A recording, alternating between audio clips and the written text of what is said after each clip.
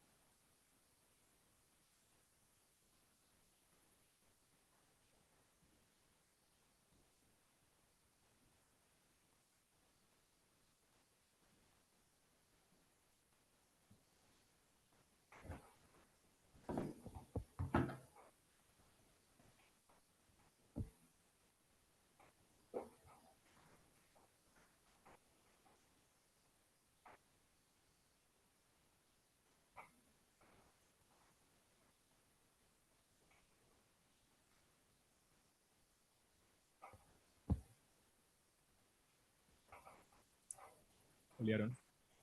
Hola, Giovanni. ¿Listo? Sí, Entonces, les damos la bienvenida a esta nueva sesión del seminario. Hoy les tenemos a un invitado especial, un compañero de mi universidad, Aaron Marcel Llanos. Él nos va a hablar de cosas de dengue y economía. Aaron es graduado de matemáticas en la Universidad del Valle, estudió una maestría en economía y ahora está haciendo otra maestría en estadística. Entonces, con ustedes, Aaron.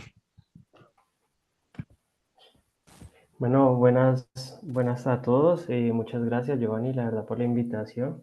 Es muy chévere poder compartir estos espacios y más con amigos. Eh, bueno, ya Giovanni les habló un poco de lo que estaba haciendo académicamente. Ese trabajo que les traigo el día de hoy, los trabajé en la maestría en economía. Sin embargo, preparando, bueno, ya había mandado el resumen y los títulos. Cuando estaba volviendo a preparar y analizar como la exposición, me daba cuenta que el título como que no es tan acorde en el sentido de que estrategias de control. Disculpa Y que pues te interrumpa. ¿Podrías hablar dime, un poquito más fuerte? ¿ahí se escucha? Sí, mejor. Listo, creo que es el micrófono. Y entonces, estrategias de control son muchísimas y más bien yo quisiera como que ese título lo pensemos más bien como diseño, un diseño de una política de control, porque de ahí podemos derivar varias. Entonces, pues nada, sin más preámbulo, quiero comenzar hablando un poco de, pues del dengue, pero antes de hablar del dengue es, ¿cuál fue primera enfermedad transmitida por vectores? Y esa enfermedad fue la malaria. Y por allá, a mitad del siglo XX, más o menos lo utilizaban como un antibiótico para la sífilis, pero no era no hasta el siglo XIX, hasta el siglo no, en el siglo XIX y hasta el siglo XX mostraron que esa era una enfermedad transmitida por vectores. Y miren que hay datos sobre este tipo de enfermedad, la malaria, que datan de antes de Cristo. O sea que esto viene de hace mucho tiempo. Y afortunadamente analizaron muy bien esa enfermedad porque de ahí salieron varios modelos, como el modelo Ross McDonald, donde nosotros pudimos basar nuestro trabajo y pues desde ahí poder modelar todo este proceso de transmisión del dengue. La dinámica del dengue es súper simple. Solamente necesitamos una persona o un mosquito infectado y una persona o un mosquito susceptible dependiendo de la combinación. Entonces supongamos lo siguiente, tenemos un mosquito susceptible. ¿Qué es susceptible? Que pueda adquirir el virus. Listo, entonces él entra en contacto con una persona infectada de dengue. Hay dos posibilidades para este mosquito, que no se infecte o que se llegue a infectar. Si no se infecta, pues bien, pues no pasó nada, el mosquito salió en limpio, pero si se llegara a infectar, pues entonces él puede entrar en contacto con una persona susceptible. Una persona susceptible es la que puede adquirir esa enfermedad. Luego ella va a tener dos posibilidades, que se infecte, que no se infecte. Entonces, ¿qué pasaría si no se infecta? Pues sale en limpio, pero si se infecta, pues se vuelve un foco otra vez de transmisión y fácilmente se puede regar la enfermedad y muy rápido. Claro, tiene unos periodos de incubación, tiene hasta 14 días de incubación. Seguramente vos al primer día ni te diste cuenta que te picó un mosquito y ya como al séptimo día te empezaste a sentir mal y ya definitivamente tenías dengue y ni siquiera te habías dado cuenta. O sea que había que analizar este tipo de cosas porque no solamente es cuando la persona presenta síntomas que hay que atacarlo, es mucho antes para poder evitar, ¿cierto?, estos contactos efectivos.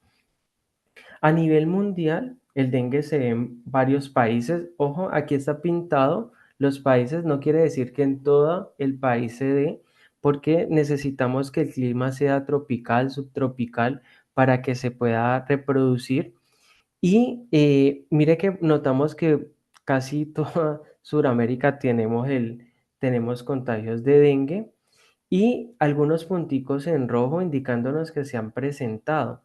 ¿Por qué no se presentan en los otros lugares? Razón simple, es por la geografía. Por ejemplo, en Colombia, nosotros vamos hacia la capital y no encontramos este tipo de elementos, pero venimos hacia el Valle del Cauca, que es de donde somos nosotros, y encontramos que en todo el valle se presentan casos. Principalmente a nivel de Colombia, el Valle del Cauca es el que más reporta casos de dengue. Y ojo, reporta, hay muchos que se quedan por fuera, porque muchas personas puede que les dé dengue, pero lo único que piensan es, tengo gripa. Entonces dicen, no, pues el remedio de la abuela, ¿no? Se toman un medicamento, por ejemplo, paracetamol con agua panela caliente con limón y eso es lo típico aquí. Entonces a medida que va pasando el tiempo, pues se van recuperando, pero nunca fueron al médico, entonces no fueron reportados. O sea que hay cifras, claro, hay muchas cifras de esto, sin embargo, se quedan cortas porque hay mucha gente que no asiste a los centros médicos. La Organización Mundial de la Salud advierte, miren, aproximadamente la mitad de la población mundial corre riesgo de contraerla.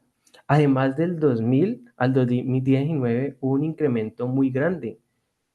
Y ya hay muchas regiones donde lo tienen. Ya no era como unas contadas regiones, sino que ya se está extendiendo. Bueno, también eso tiene que ver mucho, pues nosotros lo vemos como matemáticos, pero hablando con personas Voy a bajar esta que, charla y de fondo ahí. eh, eh, ¿sí? ¿Alguien dijo algo? No, no, continúa. No, entonces, en la actualidad, por ejemplo, hay muchos países que están presentando y ya no es un problema tan local, sino que se está volviendo mundial. Y hablando con personas de biología o que han estudiado cosas del medio ambiente, nos dicen, no, pero es que el mundo ha sufrido unos cambios climáticos y ya hay zonas que se está extendiendo. Ya tocaría empezar a analizar en esas zonas donde no había algo, ahorita qué hay. Entonces, se nos está volviendo un problema bastante fuerte. Entonces, hay una extensión de esta enfermedad. O sea que ya no es tan local como hace unos años uno lo pensaba como que, ah, bueno, estamos en Colombia, no, pues el Cali, sí, es que es una ciudad endémica. No, sus alrededores también, bueno, el Valle del Cauca. Pero entonces, si vamos empezando a generar un poco más de radio, nos encontramos que también hay otras poblaciones sufriendo lo mismo y eso es debido, al parecer, al cambio climático. En las Américas, mire que se reportan varios casos. Ustedes dirán, pero vení, 357, mira que estos casos son en millones, 3,57 millones en el 2024. Parecen muy pocos. Venga, pero estos datos son, primero, los reportados. Segundo, seguramente en estos países hay políticas de control. No es que hayan dejado el dengue suelto, es una política de control que ha hecho una reducción de estos casos. ¿Cuáles políticas? Ah, la más simple, lavar los estantes donde se lava ropa, no mantenerlos con agua todo el tiempo, lavarlos constantemente. Que si hay en las calles huecos que no han tapado bien o que se están generando baches en las calles, pues no dejar que se mantenga mucho con agua.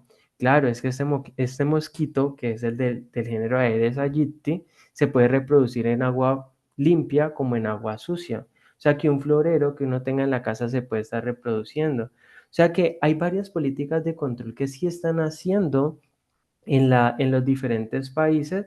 Por eso es que no se ven números tan grandes. Pero ¿qué pasa si lo dejamos desbordar? Ya vimos hace poco una pandemia que no sabíamos cómo controlar, solo habían barreras de control. Sin embargo, se nos estaba yendo y se nos iba y se nos iba. Y cada vez veíamos el noticiero, veíamos televisión. No, la pandemia, la cantidad de infectados por COVID es exponencial. Claro, en ese momentico no sabíamos cuáles eran las barreras y tenemos un problema con el dengue, no hay una vacuna, no hay una vacuna frente a esto. O sea que las políticas y nuestras barreras son diferentes, ahorita estaremos hablando un poco de eso y de pronto estos números no son tan escandalosos, pero pueden serlo. Por ejemplo, en Cali, que es donde yo aterrizo los datos para el modelo, se están presentando esta cantidad. Aquí aparece otro, es como un lugar aledaño a Cali, es Cali, pero es como saliendo de Cali, y que se llama Buitrera, donde es una zona donde muy poca gente vive por allá. Bueno, ahorita sí, lo que pasa es que se volvió muy turístico para la zona deportiva, entonces la gente viaja mucho hacia allá a hacer deporte y se están reportando esta cantidad de casos. Y vuelvo e insisto, pero es que son los que se reportan, no tenemos los que no están yendo, o sea que deben de ser mucho más altos. Y como los síntomas que tenemos del dengue son muy parecidos a una gripe, entonces seguramente hay mucha gente con dengue creyendo que es una gripe.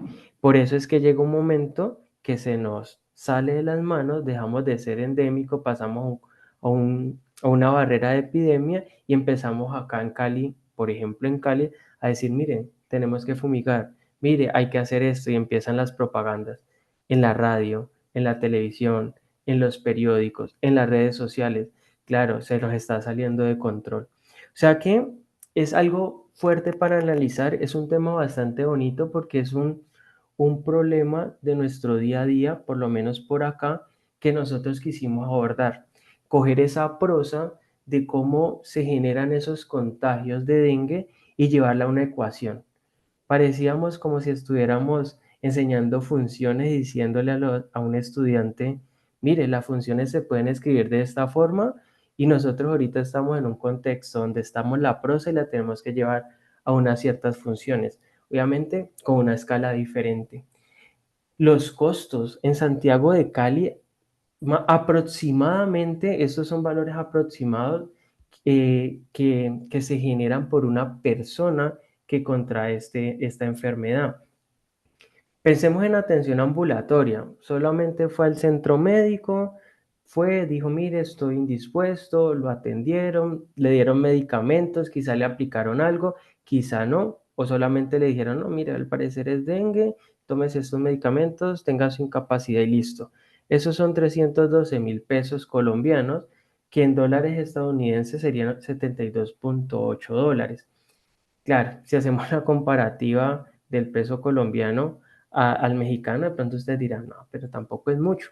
Pero recuerden que estoy haciendo la comparación al peso acá y seguramente con los de allá aumentaría, quizá. Si tenemos una hospitalización por dengue clásico, es un dengue que hasta lo podemos llevar en casa. La mayoría de veces tenemos dengue clásico, lo podemos llevar en casa sin ningún problema, pero se nos estaba saliendo de control, tuvimos que ir al médico, fuimos al hospital y esto es lo que genera esa persona en el sistema de salud. En dólares, 308.57 dólares. Empezó a aumentar.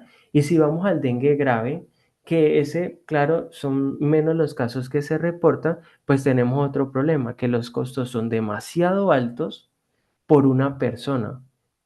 Y entonces ahora sí, ¿qué pasa si tenemos 10 personas? Esto empieza a aumentar. ¿Y qué pasa si tenemos 20? Solamente con 100 empieza a aumentar. Y en países como el de nosotros, que no están tan desarrollados, pues esto sí que se vuelve un problema, especialmente para Santiago de Cali, donde la mayoría de su población es pobre. Entonces, cuando nosotros vemos estos costos, decimos, mire, si hay un problema, esto nos está generando unos costos en el sistema de salud que no dejan que inviertan en otra cosa, por ejemplo, educación. Entonces nosotros pensamos en, hay que reducir costos. ¿Y cómo reducimos costos? Que la gente no se infecte. Entonces tenemos que empezar a mirar cómo hacer que se haya esa reducción de esta enfermedad para generar menos costo al sistema de salud y más inversión en otro lado. Ese otro lado ya depende del gobernante. Entonces, ¿cuáles son los controles? Pues tenemos control químico, biológico, educativo y médico, y el químico es el más común, es que es el más fácil. Aquí en Colombia, no sé si también lo hacen en México, pasa un carro fumigando. Eso ya está más controlado, pues porque eso también eh, desestabiliza el ecosistema por donde van pasando. Pero actualmente, por ejemplo, en las unidades les exigen que tienen que fumigar hasta 4 veces al año. O sea que ya hay políticas donde dicen, mire, usted está en este sector, tiene que ir a fumigar, tiene que hacerlo. Ah, no quiere fumigar, le vamos a generar una multa. Entonces, como ya vienen otros costos, la gente lo hace. El control biológico, pues agregar depredadores. Aquí, por ejemplo, está el control de Wolbachia y entonces lo que hacen es cuando tienen este tipo de mosquito con Wolbachia, pues él no deja o no se vuelve un transmisor del virus. Esto lo estuvieron haciendo mucho en una de las ciudades de aquí de Colombia, que fue Medellín. Le entregaban a las personas unos jarroncitos, mira, aquí hay unos huevitos, por favor ténganlos en casa y déjenlos reproducir. El control educativo es el que menos costo genera, pero es que hay que confiar en la gente. Mire, colóquele en las ventanitas un marco para que no entren mosquitos, toldillos, por favor, no dejen mucho tiempo las flores en esos jarrones, la ropa, los tanques, las llantas que dejan por ahí tiradas. Pero por eso se llama educativo, porque tenemos que ir donde la gente y es difícil. Y el control médico es uno de los más costosos. ¿Qué es lo que pasa? Que el control químico es antes de, se está produciendo algo, entonces hagámoslo. El control médico es, no, pues ya se contagió, eso lo puede llevar hasta la muerte. Sí, es como peor de los casos. Sin embargo, con un dengue grave podría llegar fácilmente a la muerte. Ah, pero es que tengo dengue clásico. También, si se te desborda, eh, te puede llevar a la muerte. En el departamento de matemáticas se presentó un caso con un profe. Entonces nosotros como objetivo queríamos era evaluar, ¿cierto? La efectividad de diferentes estrategias de control, ¿cierto? Obviamente lo íbamos a hacer para Santiago de Cali y la idea era encontrar la estrategia óptima, pero vía costo-beneficio. ¿Listo? Entonces nosotros dijimos, bueno, pero también si vamos a pensar en Cali, Cali está estratificada por todo lado. ¿Qué significa eso? Que hay sectores donde nosotros decimos es pobre, el otro medio pobre, de estrato medio, medio rico, rico y millonario. Y entonces nosotros tenemos que mirar eso, porque hay movimiento de las personas. Normalmente la persona de bajos recursos va donde las personas de altos recursos, pero ellos no van al otro lado. Entonces hay un movimiento y hay que analizar esos movimientos. O sea que había que analizar también las características socioeconómicas de ellos y algunos movimientos que se generaban dentro de la ciudad. Y esto se puede extender a cualquier cosa. Entonces la idea era construir un modelo, ¿cierto? Que simulara la transmisión. Este ya lo teníamos porque yo lo había trabajado en el pregrado y aplicarle control óptimo. Y ese control óptimo lo que nos iba a llevar era a enfocar todo el proceso, a encontrar una estrategia que nos generara mucho beneficio, es decir, no nos generara tantos infectados, porque iban a haber, la idea era que no fueran tantos, pero que los costos de aplicación de esas políticas o de esos controles fueran bajos. Entonces surge la pregunta, ¿y cómo lo hacemos, no? Porque eso suena muy bonito. Usted está diciendo como que no un modelo pero venga, hay una dinámica de por medio. Claro, y el modelo puede ser tan complejo como uno quiera. Precisamente a mí me pasó que con el modelo me tocó demostrar, hice primero un análisis cualitativo porque nunca pude encontrar ni analíticamente ni computacionalmente las soluciones. Entonces tocó empezar a mirar otras estrategias. Pero para responder esto o para hacerlo, pues necesitamos buenos modelos y para establecer óptimas estrategias de control. Entonces nosotros dijimos, bueno, ¿y cuáles son esos modelos? Pues pensemos en modelos compartimentales. Pensemos lo primero en modelos compartimentales y miremos a ver, hay diferentes tipos de modelos y aquí les muestro estos tres, el tipo SIS, el tipo SIR y el tipo SEIR. Las siglas S, I, E y R significa S susceptible como sano y de infectado que puede transmitir la infección y el R recuperado. El E es un estado de latencia donde usted adquirió el virus, por ejemplo, pero todavía no es capaz de transmitirlo. Entonces mira que uno tiene unos estados. Por ejemplo, para el CIS, yo estoy en el estado susceptible y yo tengo una tasa de contagio, algo pasó, me contagié con una tasa lambda y pasé al estado de infectado. Yo aquí ya puedo infectar a más gente si es que la transmisión es entre humanos o algo así. Y yo después vuelvo a una tasa otra vez a susceptible.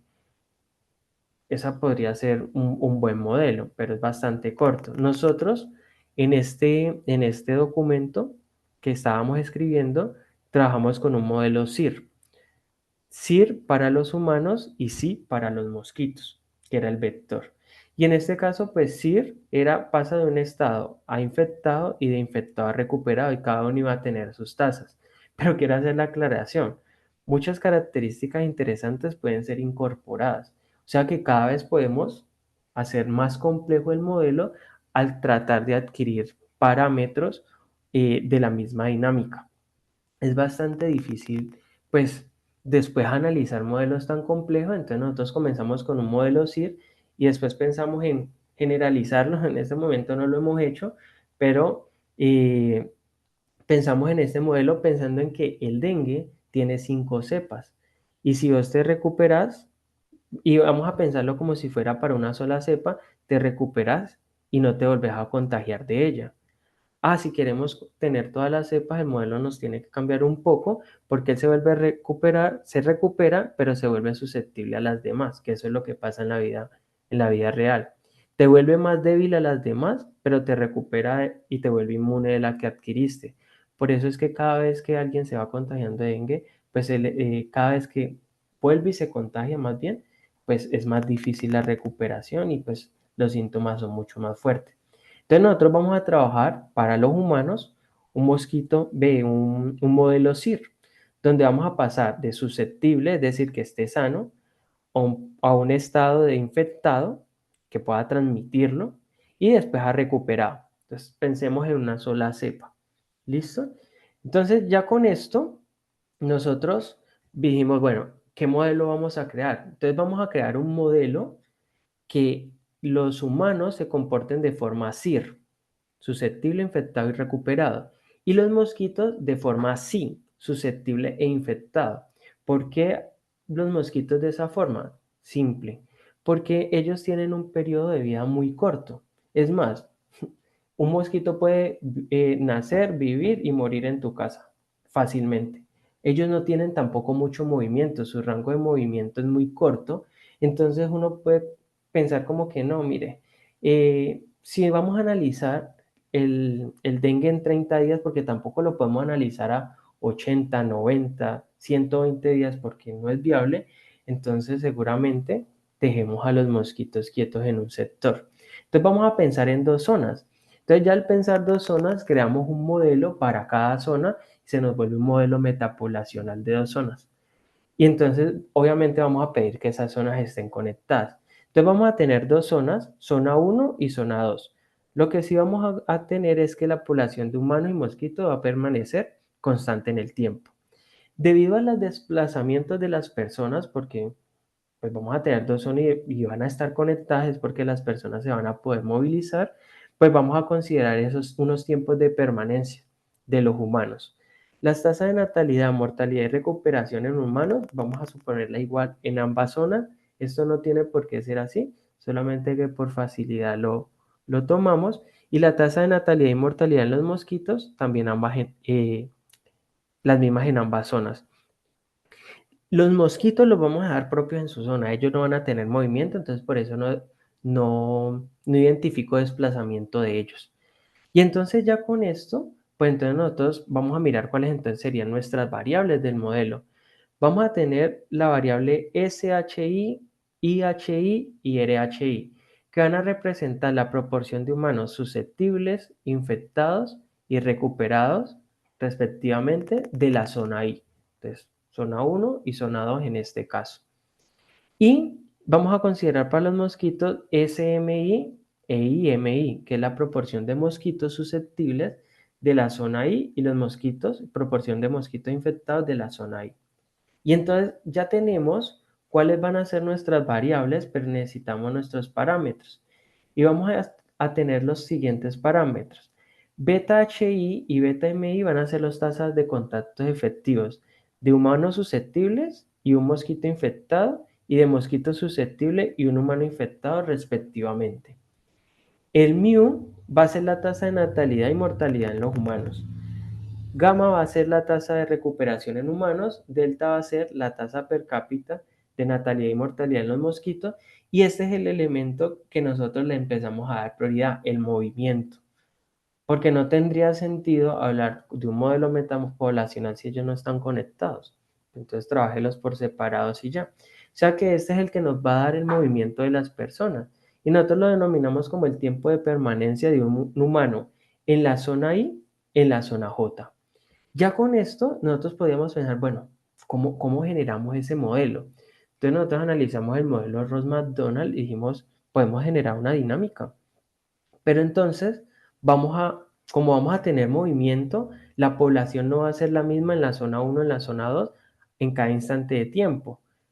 Entonces, generamos estos elementos teta i y p sub ij que van a ser, teta i va a ser el mosquito, el número de mosquitos en la zona U, en la zona I, por humanos efectivos de la zona I.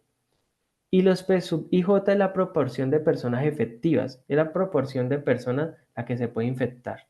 Y esta sería la proporción de mosquitos, el número de mosquitos que estarían en esa zona. Ya con eso se genera el siguiente modelo. Aquí obviamente lo estoy mostrando a términos de resumen y se muestra el siguiente modelo teniendo en cuenta este esquema. ¿Cuál es el esquema? La parte superior tendríamos la zona 1 y en la parte inferior la zona 2. Analicemos solo la zona 1 porque la zona 2 sería análoga. Para el estado de susceptibles humanos de la zona 1, pues hay una entrada, hay nacimientos, pues hay una entrada susceptible y hay una salida también. Esa salida puede ser por muerte de cualquier causa. ¿Cómo se va a infectar un humano susceptible de esta zona? Cuando él entra en contacto con un mosquito infectado de su zona. O cuando él se desplaza a la otra zona y entra en contacto con un mosquito infectado de la otra zona. Probablemente él se infecta, ahí van a estar las tasas de infección y él pasa a un estado de infectado. Hay una salida de infectados, puede ser por el mismo dengue o por otra causa, y después de un tiempo a una tasa él se va a recuperar. Los mosquitos, como ellos son propios de su zona, va a haber una entrada de mosquitos susceptibles, una tasa de muerte, y para que ellos pasen al estado de infectado, pues van a tener que entrar en contacto con un humano infectado de su zona, o cuando un humano infectado de la otra zona vaya donde ellos. Probablemente ellos se infecten, van a tener una tasa y van a pasar al estado infectado. Nosotros con este esquema ya podíamos generar, pues, cómo era la variación de los susceptibles, de los infectados y de los recuperados. Pero como estábamos pensando que la población permanecía constante en el tiempo, podíamos prescindir de ecuaciones. Por ejemplo, para los humanos, solamente trabajar con susceptibles e infectados. Y para los mosquitos, pues solamente infectados, que era como la que de pronto nos podía interesar más. Y generamos estas ecuaciones diferenciales. Si vemos, las tres primeras son de la zona 1, las tres últimas de la zona 2. En la primera ecuación es la variación en el tiempo de los susceptibles de esa zona. Hay una entrada menos unos que se infectan, que son el segundo y tercer término. Y el cuarto término son los que salen por muerte o por alguna causa. Pero analicemos esto es segundo y tercer término.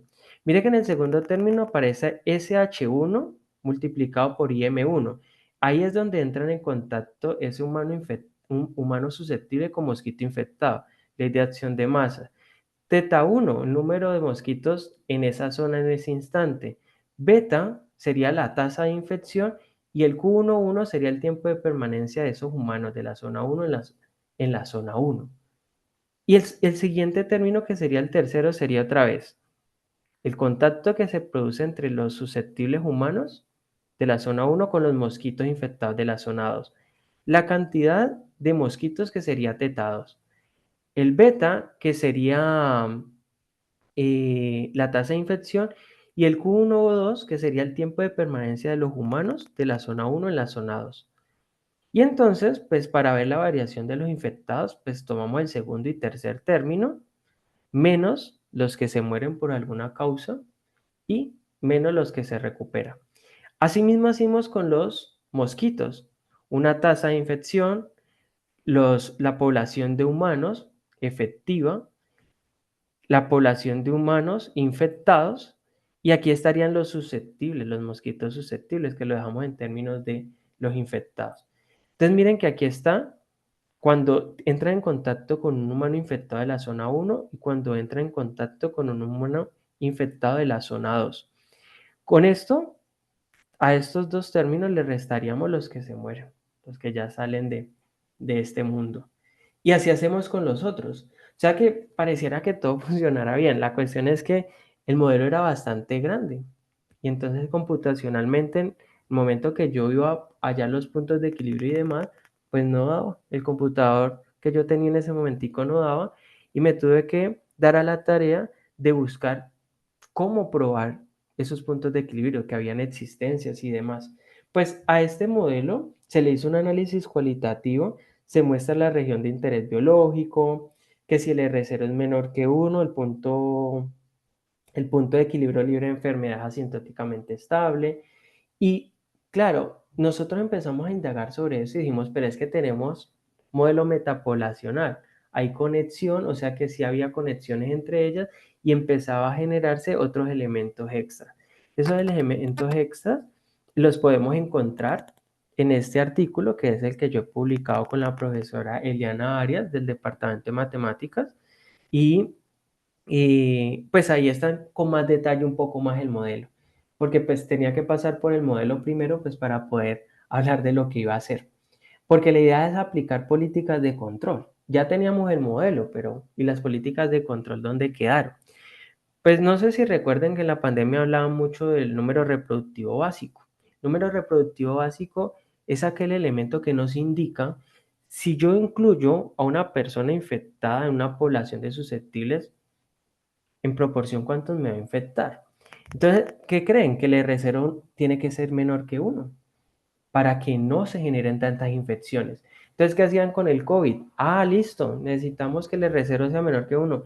Vea, colóquese el tapabocas. Vea, lávese las manos. Por favor, no salgan tanto a la calle. No entren en contacto con las demás personas. Esas eran las políticas de control hasta que salieron las vacunas. Cuando salieron las vacunas, el R0 empezó a disminuir. ¿Por qué? Porque empezaron a encontrar algo que se llamaba inmunidad de rebaño. ¿Qué era eso? Pues vacunar a ciertas personas para que ellas no fueran capaces de transmitir. Y entonces, ¿cuántas es que tenemos que vacunar para que se controle este R0? Era imposible vacunar a todo el mundo, mucha gente no lo iba a hacer, por creencias o por otras cosas. Entonces tenían que buscar un umbral donde pudieran llegar a que el R0 fuera menor que 1. Y entonces en este documento precisamente se hizo esos análisis y llegaron a las siguientes conclusiones, o llegamos, que el R0 lo podemos disminuir si disminuyen las tasas de infección. Pues sí, muy obvio. La cuestión es que matemáticamente ya lo teníamos para nuestro modelo. ¿Cómo podemos disminuir el R0? Aumentando la tasa de natalidad, mortalidad y recuperación en los humanos. Venga, ¿y usted va a colocar a la gente a reproducirse? Porque hay un contagio de dengue. No, no puede, ¿no? Es como difícil esa. No, pues mortalidad. ¿Qué va a hacer? ¿Va a ejecutar gente porque hay un brote de dengue? No, no puede. Recuperación. No, pero es que no tenemos vacunas. Entonces uno dice, esta está como difícil. Este sería un caso ahí que nos genera la teoría, pero está como difícil de analizar. Pero la siguiente nos decía aumentando las tasas de natalidad y mortalidad en los mosquitos. Pues eso es lo que normalmente hacemos. Pues la tasa de natalidad de pronto no, pero sí la de mortalidad. ¿Qué es lo que se hace? Fumigar. Entonces que compramos algunos elementos en los supermercados, fumigamos la casa y entonces controlamos. En las calles se hace lo mismo. Entonces nosotros pensamos en, no, pues hay que disminuir las tasas de contacto efectivo, las tasas de infección y aumentar la tasa de mortalidad, porque ¿cómo aumentar la tasa de natalidad? Va a ser complicado porque este mosquito posiblemente entre en contacto con alguien infectado y siga reproduciéndose. Y entonces pensamos en un problema de control óptimo. Y la teoría de control óptimo nos decía, define un modelo del sistema a controlar, especifica el criterio de optimalidad, especificar las condiciones iniciales, describir las restricciones. Y entonces nosotros, ¿qué queríamos maximizar? En este caso, minimizar, que era lo que queríamos. Queríamos minimizar el número de infectados minimizar los costos de aplicación de una política de control y todo esto iba a estar sujeto ¿a qué? Pues a la dinámica de la enfermedad con sus condiciones iniciales. O sea que ya podíamos plantear el problema de control. ¿Y cuáles iban a ser los controles? Ah, pues vamos a incorporar 6 controles. 3 para la zona 1, 3 para la zona 2. Los que se identifican con la U van a ser para los que intervienen disminuyendo la tasa de contacto efectivo del mosquito infectado con un humano susceptible. El control 2 sería que se representa por B1, va a ser el del humano infectado con el mosquito susceptible. Y el control 3 sería aumentar o intervenir la tasa de mortalidad en los mosquitos. En este caso lo que queríamos era aumentarla. Y entonces nosotros empezamos a ver nuestra dinámica y lo empezamos a incorporar. Aquí de pronto ya está factorizado el SH1, pero mira que aquí es donde está el control. Eta 1 es como el peso que le vamos a dar al control. Si es fuerte, débil, nulo, ¿sí? Entonces, aquí nosotros le tendríamos que buscar pesos a esto y saber qué control vamos a utilizar. Y entonces empezamos a incorporar, donde teníamos esas intervenciones en las tasas de contacto, empezamos a colocar los controles. Y eso lo hicimos para cada uno. Entonces, mire que para los susceptibles, claro, aquí está la tasa de contagio, entonces vamos a disminuirla con este control. Y empezamos a hacer lo mismo con los mosquitos. Hicimos lo mismo. Y entonces ya con esto definíamos nuestro problema de control óptimo. Queríamos minimizar los costos. Mire, los costos, los A sub I, son los costos asociados a los infectados. Esos que van desde 1 hasta 2. Los que van desde I más 2, a sub I más 2, desde 1 hasta 2, serán los del control U, los del control B, los siguientes y los del control W. Y entonces cada uno iba a tener su peso y ahí iba a estar incorporado cada control. Y entonces iba a estar sujeto a la dinámica. Y ya teníamos unas condiciones iniciales. O sea que ya podíamos aplicar un problema de control óptimo. ¿Cómo lo íbamos a hacer? A mano no, a mano no se puede. O quizás sí, no sé, pero va a ser muy difícil. Analíticamente es muy complicado, entonces uno tiene que apelar a herramientas computacionales. Pues todo eso nos tocó programarlo y lo que hicimos fue utilizar un software que se llama GPOPS, que es el que nos ayudó, o bueno, está programado para ejecutar problemas de control óptimo y con ese empezamos a resolver nuestro proceso. Y ahí ya generamos nuestro problema de control óptimo. Y pues obviamente pues aterrizamos todo, ¿no? Mostramos la existencia de la solución del problema, ¿cierto? Y esto se daba cuando R0 era mayor que 1 y era donde lo necesitábamos. Y pues ese proceso pues es bastante largo, bastante tedioso. La demostración de estos están documentos. Si de pronto alguien lo quisiera, yo le podría mandar esto. Pero entonces nosotros hicimos ya la parte teórica y nosotros no nos interesaba, o ahorita nos interesaba era, venga, esto es un problema aplicado. Yo necesito que me muestre imágenes, que me diga cómo aplicarlo, que me diga qué es lo que debo de hacer. Entonces nosotros dijimos, vamos a hacer simulaciones, empecemos a ver. Ya que todo está teóricamente aterrizado, pues miremos las simulaciones. Entonces no teníamos cómo estimar los parámetros. Pedir datos aquí en Cali es muy difícil. A pesar de que yo lo traté de hacer, me pasaron unos datos, pero fue como que te los vamos a pasar, pero no puedes hacer uso público de ellos, sino como para hacer tus procesos analíticos y demás.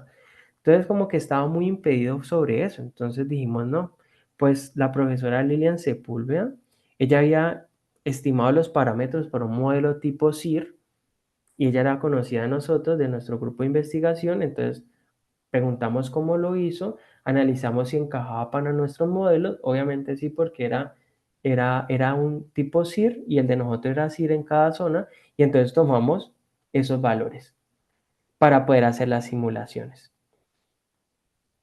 Pero necesitamos los Q sub IJ, que eran los tiempos de permanencia de los humanos de la zona I en la zona J. ¿Cómo lo estimábamos? ¿Qué problema? Porque no habían encuestas, pero tampoco las podemos hacer. Las encuestas son muy costosas, necesitamos muchos recursos y no sabíamos que cómo ejecutar o cómo adquirir estos datos y que no fueran sintéticos, que por lo menos colocáramos algo un poco más real. Entonces, esto era Santiago de Cali, esto es Santiago de Cali.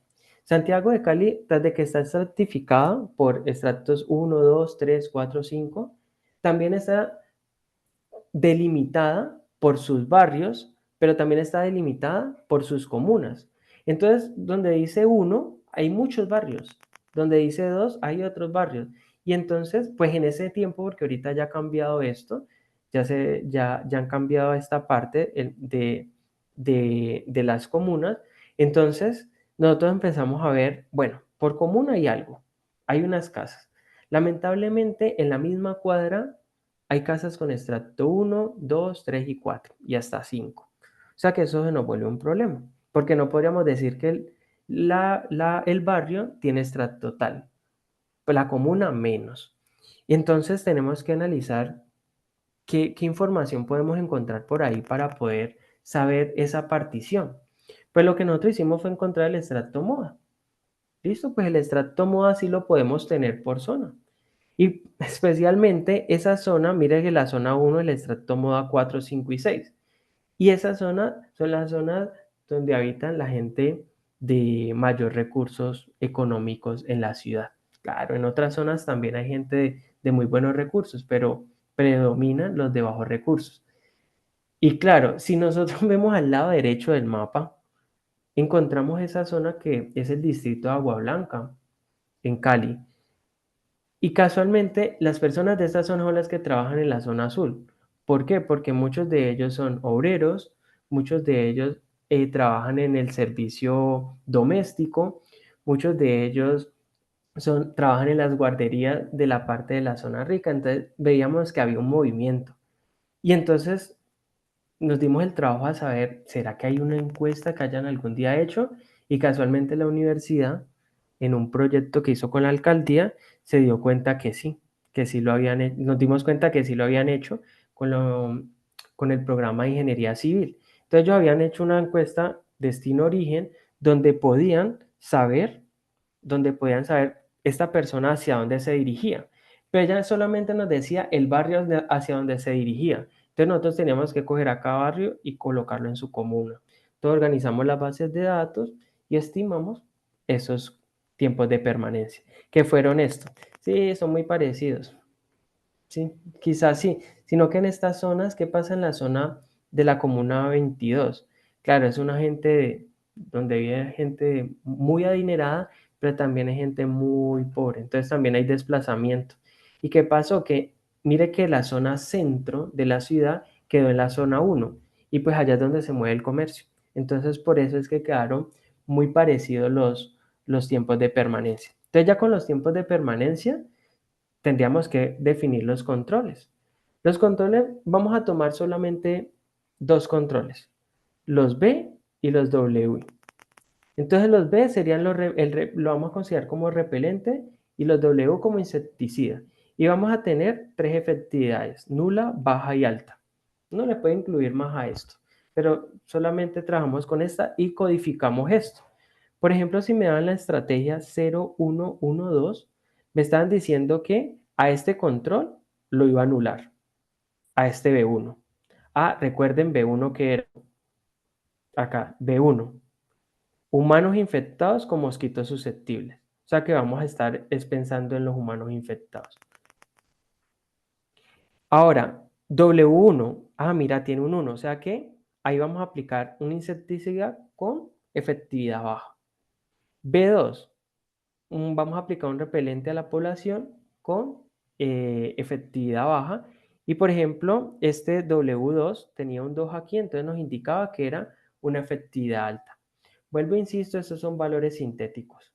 Son valores sintéticos ordinales para que nos ayuden a diseñar la política de control y que se pueda extender. Ya con datos reales, quizá pues obviamente los resultados van a ser un toque diferente, pero el modelo sigue funcionando.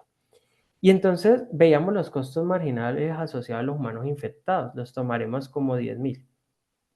Y vamos a hacer este estudio en un periodo de 0 a 30 días, porque es que tampoco necesitamos extendernos tanto, porque pues los brotes se dan, pero también no es que duren tanto tiempo como uno parece, solo el problema es el estrago que están considerándose.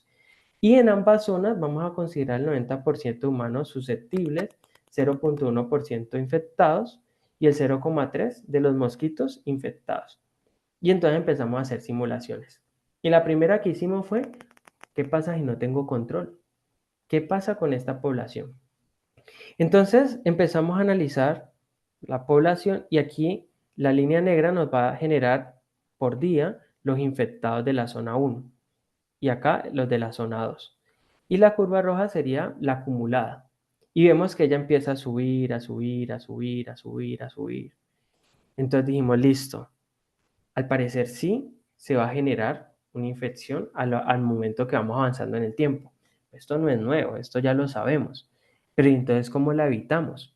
Entonces empezamos a hacer todas las posibles combinaciones. En este caso, como tenía 4 controles, cada control tenía 3, entonces aplicamos el principio del producto y vimos que todas las combinaciones que nos salían era 3 a la 4. Entonces, pues no eran muchas, en ese momento yo las hice hasta a mano. Ya lo que pasa es que para el documento que estoy trabajando incluí todos los controles y ahí sí tocó programar, que el programa hiciera todas las cosas porque eran 4042 simulaciones, entonces no las podía hacer una a una. En ese momentico por rapidez las hice a mano, pero pues eran bastantes, 3 a la 4. Y entonces hicimos las simulaciones y empezamos a analizar. Pero ¿cómo lo íbamos a analizar? Pues necesitamos reducir los costos, pero saber cuál era el beneficio.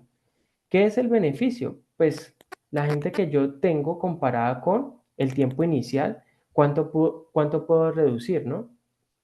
Y el costo es, bueno, cuando yo aplico esto, ¿cuánto es que me genera de costos? Y entonces apareció un índice, el índice ACER. Y este índice ACER lo que hace es comparar el costo de la estrategia con el beneficio de la estrategia. Y si vemos es un cociente. O sea que nosotros necesitamos que el beneficio sea muy grande y el costo sea muy bajo. O sea que necesitamos que este hacer sea pequeño. Entonces hicimos todas las cocientes y el más pequeño era el que producía el menor hacer. ¿Qué nos decía el más pequeño? Mire, solamente a la zona 2 aplíquele insecticida. Mire que nomás con un 1, o sea que efectividad media, o sea que tiene que aumentar la tasa de mortalidad en los mosquitos. Entonces eso parecía como bien. Y encontrábamos uno máximo, que era el 2222, pero pues obvio, pues el 2222 es tener toda la estrategia a tope, pues se generan muchos, se necesitan muchos recursos para llevar a cabo. Y entonces la 0001 se comportaba así y empezaba a disminuir la rojita. Y entonces solamente había que colocar control en una zona. Y entonces nos dijimos, mira que eso como que sí está funcionando. Pero estas estrategias de control dependen de quién, de los recursos que tenga la ciudad o el departamento, como sea, para ejecutar. Y este hacer lo que hace es compararme una a una, pero la menor, pero no me deja pasar de una estrategia a otra. ¿Qué quiere decir esto? Que es mutuamente excluyente. O sea que no me permite esa comparación. Entonces teníamos que buscar otro índice que nos ayudara. Y ese índice era el ICER.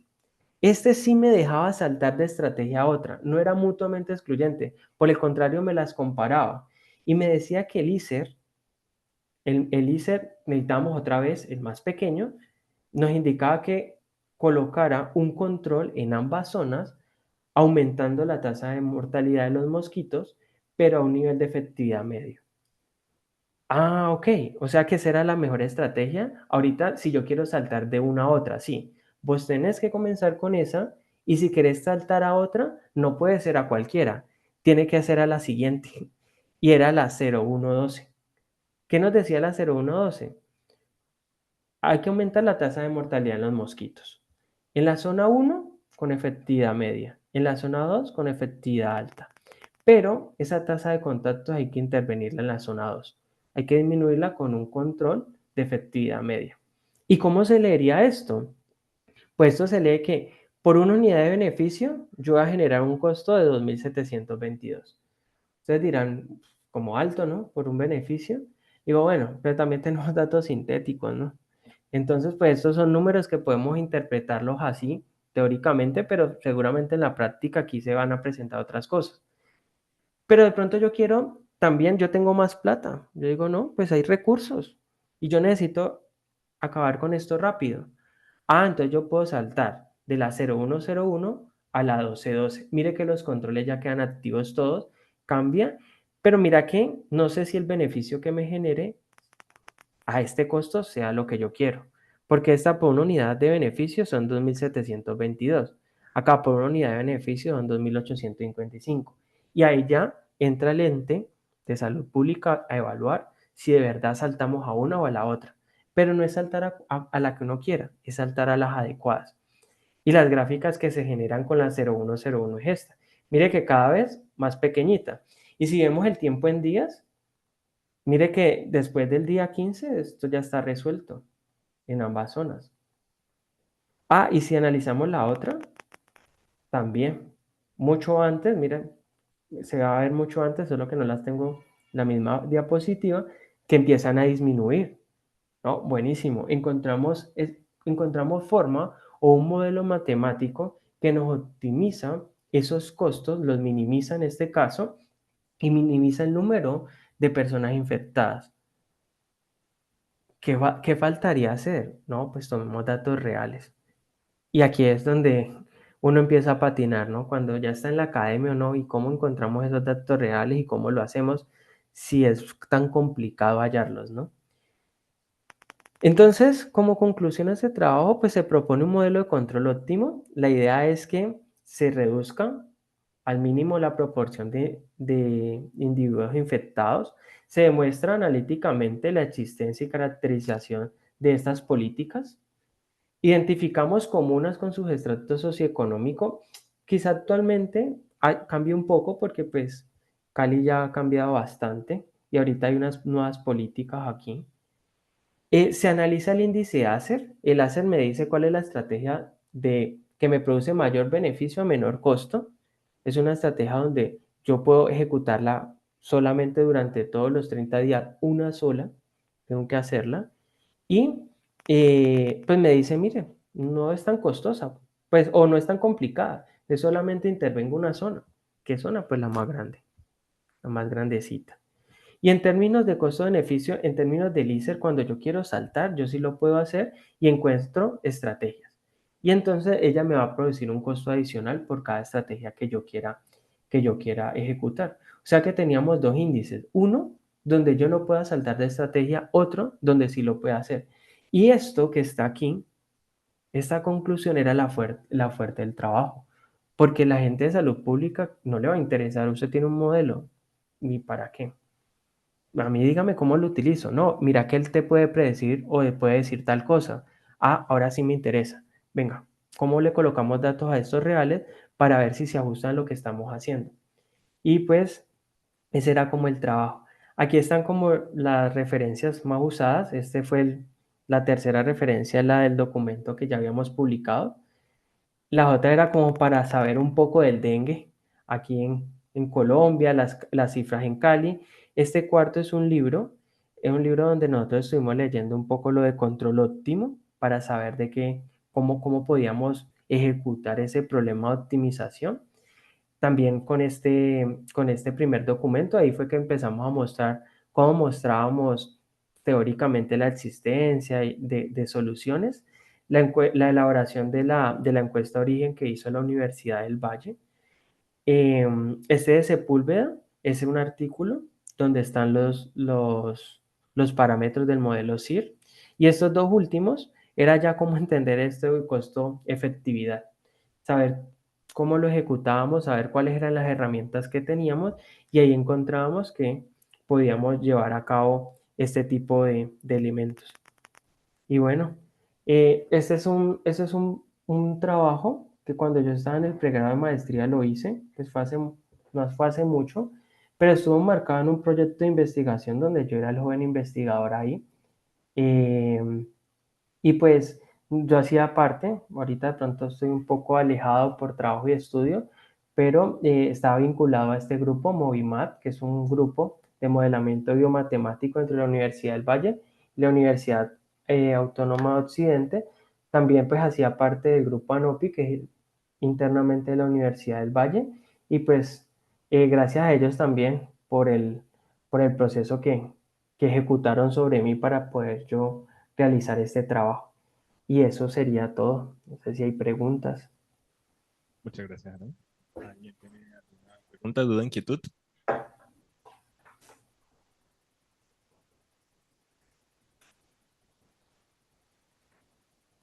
Hola, Aaron. Quería como para que me quedara un poquito más claro, pues sé que sí lo medio lo comentaste, pero ¿cómo ves tu espacio de, pues, de controles? O sea, cómo lo describes? Porque sí, pues los clasificaste como dentro de cuatro, ¿no? Control educativo, control, pero así como matemáticamente, ¿cómo lo describirías? No sé si me hago entender. A ver, en esta diapositiva me estaba hablando de... A ver, vuelvo aquí. Sí, pues ahí sí es una descripción, pero digamos como matemáticamente, ¿cómo Ah, describirías tus claro. controles en ese problema, ajustado a tu problema de, pues, del dengue? Claro, mira que para este caso nosotros estábamos utilizando era control químico, porque estábamos interviniendo la tasa de mortalidad de los mosquitos. Entonces, ¿qué era lo que estábamos usando? Insecticida. Entonces, ahí cuando pensamos en eso fue en el control químico, el control biológico tendríamos que tener otros elementos en el, en el modelo. Entonces, cuando veíamos el control químico era repelente e insecticida. Entonces, cuando yo iba acá al modelo, entonces yo le intervenía solamente ahí. Mira que aquí esta sería la intervención que yo le hago a la tasa de mortalidad. Delta era la tasa de mortalidad, lo aumento. Entonces era un control químico. Y cuando estoy acá, cuando veo la tasa de contacto efectivo de un humano susceptible con un mosquito infectado, lo que yo hago a esa tasa, también le voy a intervenir algo. Pero ¿cómo lo voy a hacer? Con un repelente. O sea que también sería químico. Uno podría pensar, vení, pero pues vos lo pensaste así, pero podría generalizar si es un control cualquiera y puede ser educativo. Sin embargo, si es educativo, pues él va a generar un costo y hay que mirar a ver qué tipo de control es, qué tan complicado es. Y ahorita sería un análisis diferente pensar en, bueno, ¿quién es de esta gráfica que tenemos acá? ¿Quién tiene más peso? Y entonces sería otro dilema, porque entonces tendríamos que mirar cuáles serían las escalas del control y saber, ¿será que le damos más peso a colocar un toldillo o a que no coloquen un recipiente agua? O los encapsulamos a todos en uno, que eso sería como lo más sencillo. ¿Sí me hago entender? Entonces el control que estábamos utilizando era control químico y ahí era que lo interveníamos, por eso era como en la taza, como un control ahí y lo pensamos como insecticida y repelente. ¿Sí me hago entender? Como la cantidad de insecticida y también dependiendo, supongo que de la zona, ¿no? En donde se aplica el Claro, insecticida.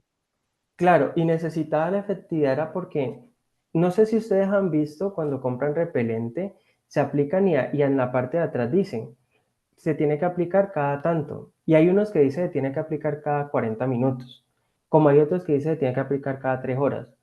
Entonces la efectividad son diferentes. Entonces, ahí es donde empiezan a generarse unos costos y empezamos a mirar, bueno, ¿qué es lo que hacemos? Y ahí es donde vienen los datos reales. Y es lo bonito de esto, porque es que eso se queda en el papel si no lo llevamos a datos reales. Solamente que es tan difícil hacerlo, o especialmente en Colombia es muy difícil porque los datos son muy complicados. Acá uno va a buscar datos general de algo y no los encuentra. Y aquí uno siempre hace el trabajo al revés. Actualmente yo me encuentro haciendo eso. No estoy trabajando en esto actualmente, estoy trabajando en un modelo multivariantes en educación. Y entonces, ¿qué me tocó hacer primero? Ir a preguntar si estaban los datos. ¿Cuáles datos hay? ¿Estos me sirven? ¿Estos no? ¿Tienen los que yo necesito? Sí. Y entonces ahora sí pienso en lo que voy a hacer. Ese es un problema. De pronto esto es un poco de contexto más general y es más fácil encontrarlo, pero no deja de ser complicado indagar sobre cada uno de ellos. Además, porque hay diferentes marcas, la marca influye. Hay unos tiempos de aplicación de cada uno, o sea que eso influye. Que si es graso o no es graso, que eso influye. Que si es para niño o es para adulto, eso influye. que si el sector es muy húmedo o no es muy húmedo. Entonces, si está en clima tropical o subtropical. Un ejemplo, estás, por ejemplo, en Buenaventura, aquí es un lugar muy húmedo, comparado con Cali, que también es húmedo, pero no tanto. Entonces, deberías de tener un repelente diferente. Es bastantes escenarios para analizar, solamente para indagar un tipo de control. Eso de pronto es donde todavía estamos cortos, pero creo que en algún momento lo vamos a hacer. Aunque ahora estamos pensando más bien llevar este modelo que estamos planteando acá, un modelo estocástico. Todavía no sé cómo hacerlo, ninguno lo sabe hacer, estamos estudiando, o bueno, lo estoy estudiando yo, y mirar a ver, porque son estados. Entonces, podríamos pasarlo hacia allá. Gracias. ¿Vale?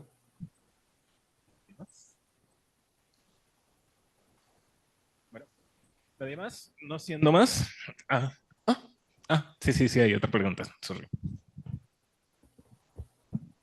Sí, bueno, yo no tuve la oportunidad de llegar desde el principio, pero quería preguntarte si ha habido como un impulso o una motivación para que este análisis se aplique en más partes, en más lugares o algún financiamiento.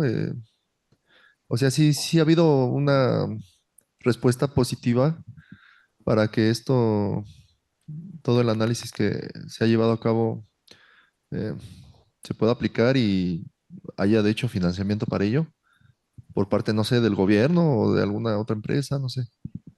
Ajá, Sí, en, ese es mi en el punto. en el momento que lo empecé a ejecutar, nosotros nos inscribimos a un proyecto de investigación del Ministerio de Educación, MinCiencias, acá en Colombia, y en realidad él fue, pues se generaron unos rubros y a mí me costeaban como todo el proceso. Eh, ¿Qué es lo que pasa? Que a veces en la parte educativa como que no le ven prioridad. Entonces, cuando nosotros íbamos a buscar recursos, bueno, ese recurso era para, por ejemplo, comprar el software GPOPs, capacitarnos en algunas cosas. Pero nosotros queríamos hacer algo más y de pronto el dinero ya no daba. Entonces, se buscaban recursos en otros lugares. Y íbamos a la alcaldía de Cali, por ejemplo. Y en la alcaldía de Cali el problema era enfocado a Cali, pero a la alcaldía no le importaba. ¿Por qué no le importaba? Pues porque eso es muy costoso hacerlo. Y como es muy costoso, nosotros no vamos a invertir en eso, aquí invertimos en otra cosa. Aquí la inversión en educación es muy pobre.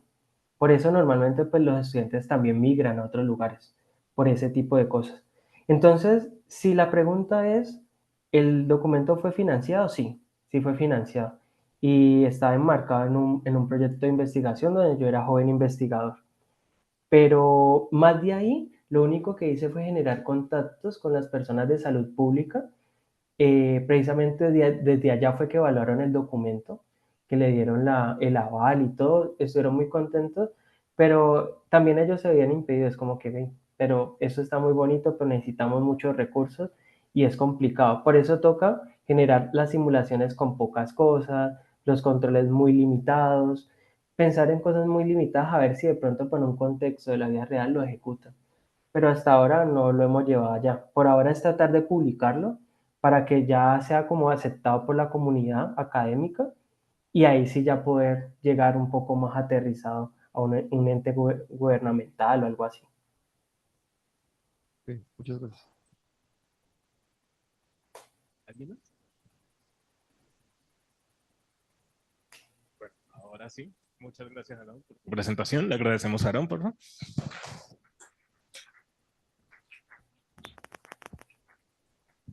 Y listo, eso sería todo por hoy. Gracias por venir. A los que están en Zoom también, gracias por asistir. Nos vemos la próxima.